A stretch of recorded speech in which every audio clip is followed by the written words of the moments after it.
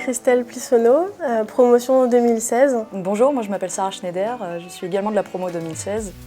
Je travaille avec Christelle sur le projet Play & Code, qui est un jeu qui apprend aux enfants de 8 à 12 ans les bases de la programmation.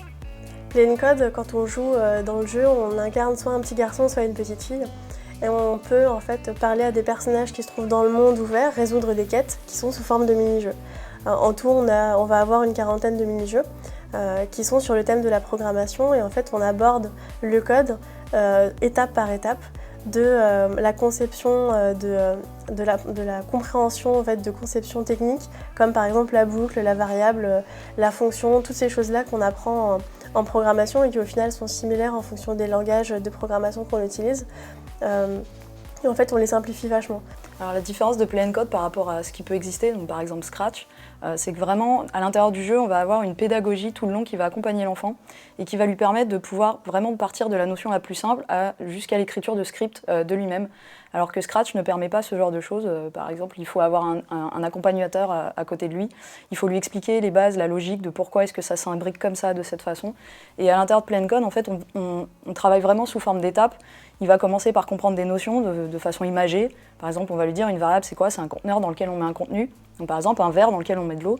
Puis après, il va passer sur des petits briques de code qu'il va devoir assembler, puis du code à trous et par la suite écrire vraiment du code de A à Z. Et donc toute cette pédagogie fait qu'on va beaucoup plus loin que ce genre d'outils déjà existants. Ce que m'a apporté Epitech, principalement, je pense que c'est de l'autonomie. C'est le fait de pouvoir apprendre par moi-même des choses que je ne connais pas forcément. Ça me pousse vraiment à chercher les réponses à mes problématiques. Et je pense que c'est vraiment la grande force d'Epitech là-dessus, c'est de nous pousser à nous surpasser, à donner le meilleur de nous-mêmes et à toujours chercher plus de connaissances, à combler nos lacunes. Et notamment le jeu vidéo, j'y connaissais pas grand-chose avant de venir à Epitech. C'est vrai qu'à la base, c'est pas forcément la formation principale, mais de par des rencontres que j'ai pu avoir, voilà, j'ai commencé à tomber dedans et je suis vraiment... J'ai envie de rester dans ce milieu-là et c'est vrai que c'est un gros kiff de travailler dans le jeu vidéo maintenant. Outre le fait qu'on ait acquis énormément de compétences grâce à Epitech, on bénéficie quand même d'un sacré bon réseau grâce à l'école.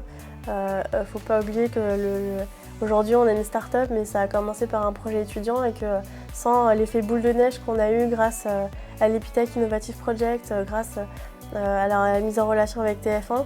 Aujourd'hui encore, ils nous accompagnent sur plusieurs choses, notre participation à des salons.